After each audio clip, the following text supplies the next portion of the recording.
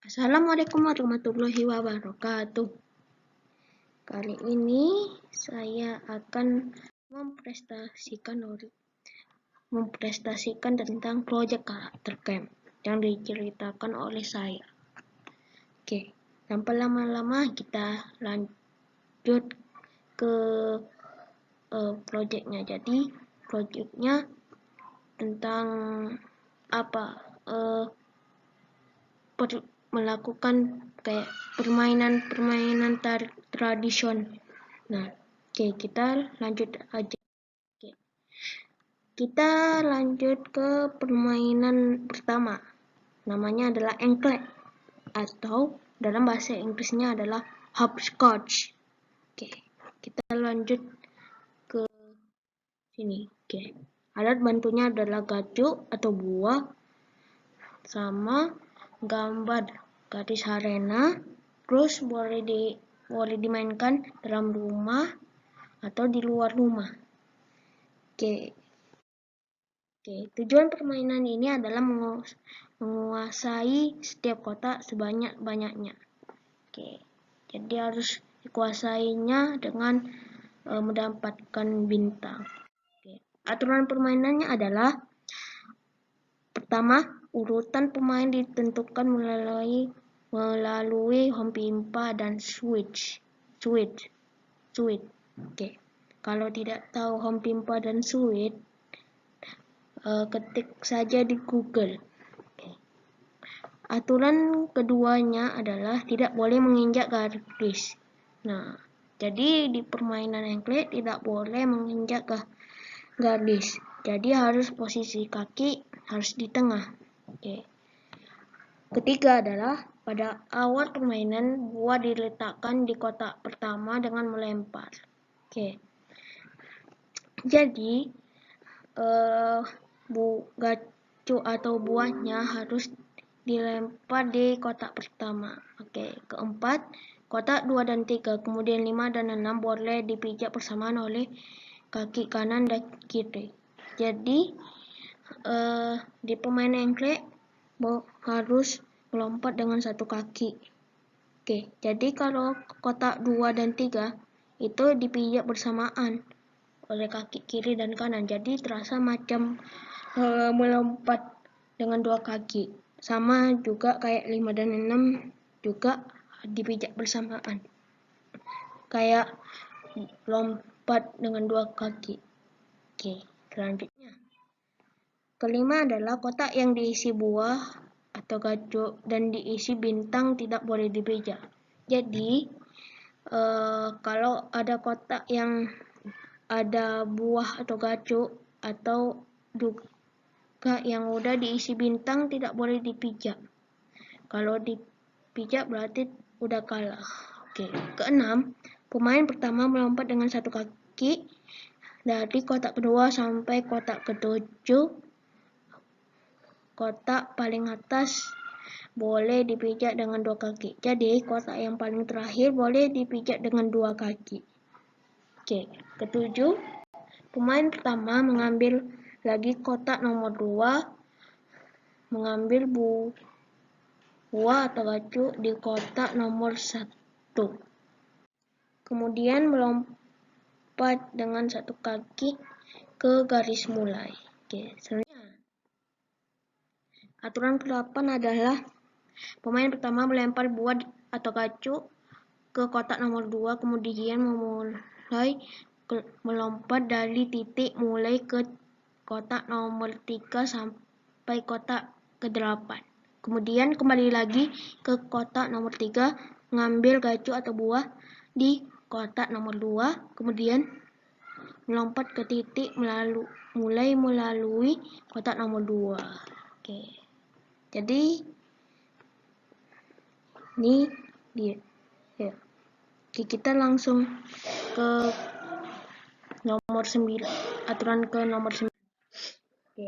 Apabila pemain sudah melempar ke kotak nomor 8, maka setelah ia kembali titik start, maka ia membelakangi arena permainan, kemudian melempar untuk buah atau gacuk ke arah kotak. Apabila buah atau gacuk masuk ke salah satu kotak, maka kotak tersebut diberi tanda bintang dan pemain dapat memijak kedua kakinya di kotak tersebut. Jadi kalau sudah mempunyai bintang, boleh dipijak dengan kedua kaki. Tapi jangan sampai kena garis juga. Kalau tidak mempunyai bintang, maka tidak boleh melompat dengan dua kaki, harus satu kaki. Oke. 10. Jika pemain melanggar aturan, dia diganti oleh pemain selanjutnya. Oke, jadi kalau ada pemain yang terkena garis, maka dia diganti oleh pemain selanjutnya. Karena udah kalah dia.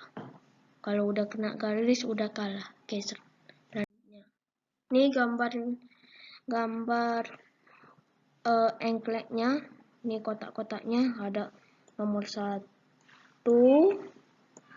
ada juga nomor 8. Oke. Terus ada nomor 2 dan 3 ini. Oke. Kita ke permainan nomor 2. Oke. Di nomor 2, permainannya adalah kelereng atau bahasa Inggrisnya adalah marbles. Oke.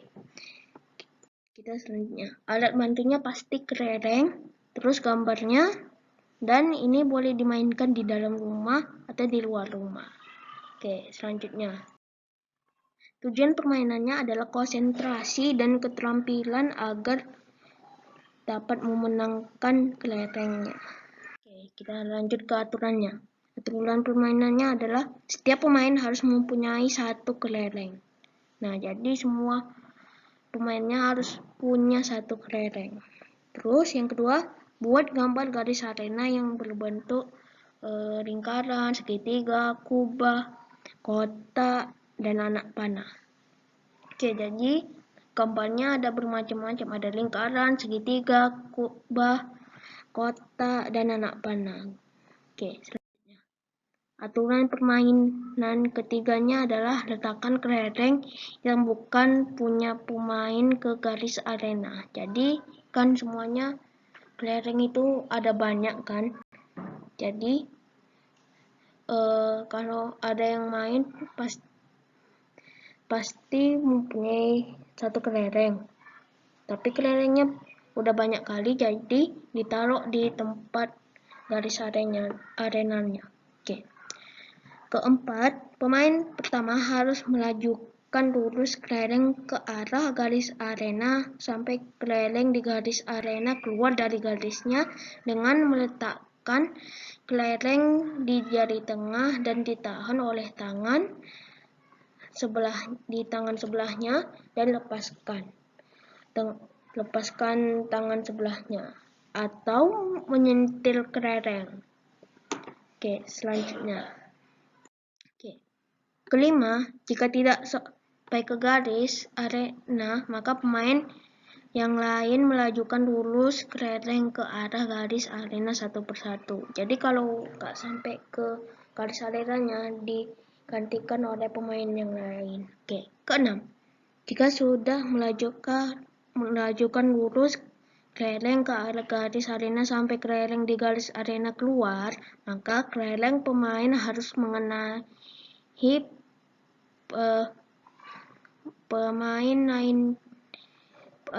kelereng pemain lainnya agar pemain lain bisa kalah. Oke. Jadi kalau udah melajukan lurus sampai garis arenanya ada yang kelereng keluar, maka boleh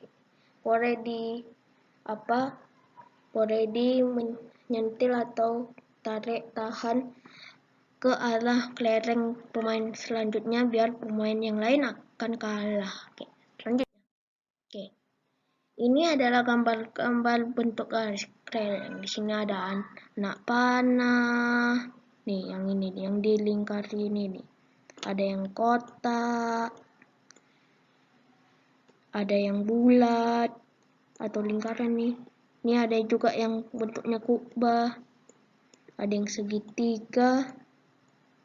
Nah, jadi ini gambar-gambar bentuk garis kelereng. Oke, selanjutnya, ini nama permainannya adalah gobak sodor, atau ada orang juga bilangnya gala asin. Tapi kalau bahasa Inggrisnya adalah go back through the door. Oke, kita langsung aja ke alat bantunya. Oke, alat bantunya adalah gambarnya atau garis arena. Lokasinya dalam rumah boleh, di luar rumah juga boleh, di lapangan lebih keren soalnya, lebih luas, lebih rata juga. Harus lebih rata dan lebih luas kalau mau main gobak sodor. Oke, selanjutnya, tujuan permainan melatih kerjasama dalam tim, melatih kepemimpinan, dan mengasah kemampuan otak, mengasah kemampuan mencari strategi yang tepat, dan meningkatkan kekuatan dan ketangkasan. Oke, jadi itulah tujuan permainannya.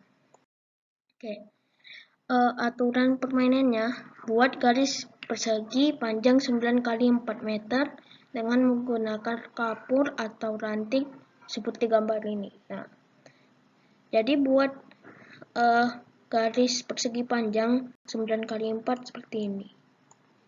Nah, terus buat garis bagi dua garisnya di tengah-tengah di sini. Nah, setelah itu kemudian buat lagi seperti gambar ini. Jadi dibagi 3 garisnya di sini. Oke, kita lanjut. Aturan bermainnya, buat 2 kelompok. Di situ satu kelompok ada 3 orang dan semua kelompok mempunyai pemimpinnya. Oke. Kedua pemimpin harus sweet jika yang menang menjadi penyerang, jika yang kalah menjadi penjaga. Oke.